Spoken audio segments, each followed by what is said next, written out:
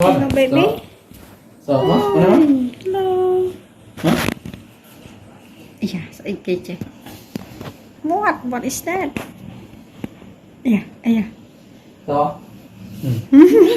So, cái lớn nhất. Smile, Mel. Step back. Come here. Này, vào này, kia lại. Này, rót này.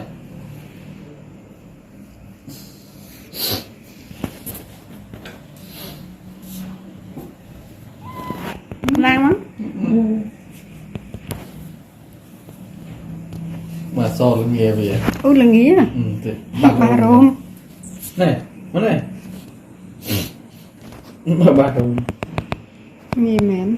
Mơ. Sao mà này mơ? Là nghĩa à? Là nghĩa à? Là nghĩa à? Mặt. À, cầm mặt so. Nè, baby. Nè, nè ngay. Mà baby mà. Ngày nghiêm tờ.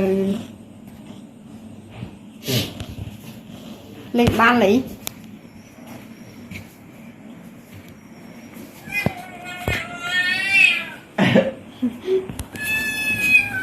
Rồi tự tăng kì. Khắp chưa? Ui mà khăn. Nhưng mình sốc chất tế. Mình tên tự khăn mày bàn. Mày. Trong kham này. Cho tới. Cho mà. Mình cho mà. Cho tới. Tôi lấy một cái đã. Tôi lấy mà tụi vậy ta.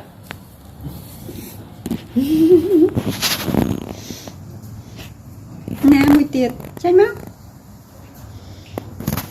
Chai máu. Dạ. Máu ơi.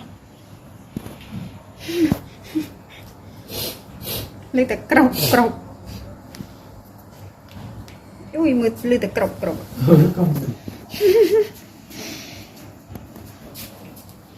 Nghe nữa.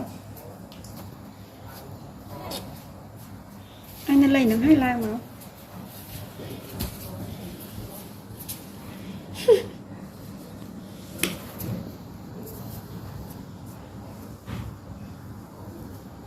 Help me. Ngờ. Dạ. Chồng lang mắt, chồng cho má không? Chắc mà không? Má trong mà lên kìa mà.